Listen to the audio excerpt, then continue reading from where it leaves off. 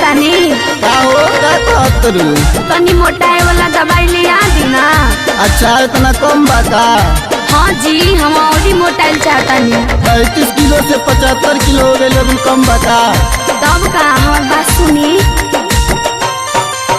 हो केतनो खात बानी खाना देह में लागत नहीं के दाना सयाला दी दबैया मोटाए वाला सयाला दी दबैया मोटाए वाला केतनो खात बानी खाना देह में लागत नहीं के दाना सयाला दी दबैया मोटाए वाला ए गोटाए वाला हो गोटाए वाला हो मोटाए वाला सयाला दी दबैया मोटाए वाला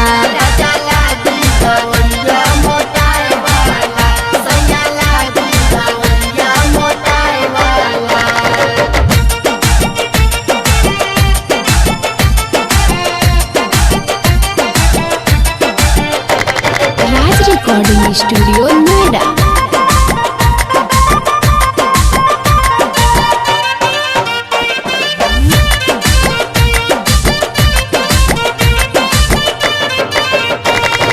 हमार बात सुन, मोटा के का करबू?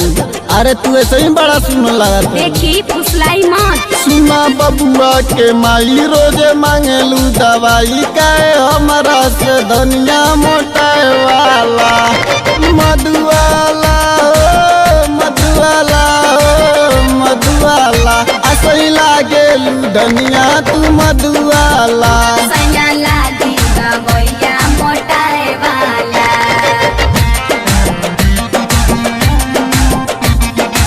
म्यूजिक बाय सैले सागर सयाला दी दबैया मोटाए वाला देखी हमके भूलियाई मत।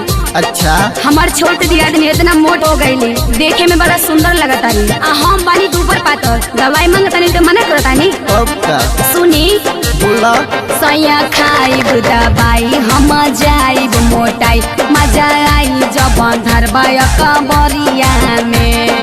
अरे अरे ये क्या कहतरी सुना धनी जईबू मोटाई तो मजा ना आई जोन बा मजा पतली कमरिया में कमरिया में हो कमरिया में हो कमरिया में जोन बा मजा पतली कमरिया में धननी के लागेलू काला सड़िया में।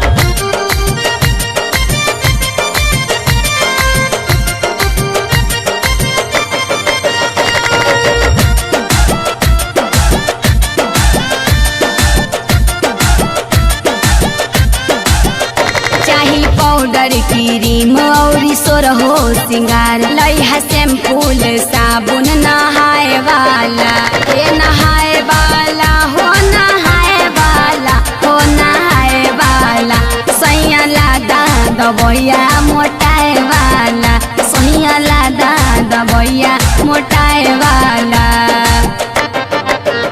करब सोरहो सिंगार मुँह देखिया हमार ई जवनिया के बेसी बढ़ जाई निखार हो देखी रूपवा तुहार मन बिगड़े हमार चल बात कर तोरा में समय वाला सयाला दी दबैया मोटाए वाला ये मोटाए वाला हो गोटाए वाला हो गोटाए वाला सयाला दा दबैया मोटाए वाला सयाला दी दबैया मोटाए वाला।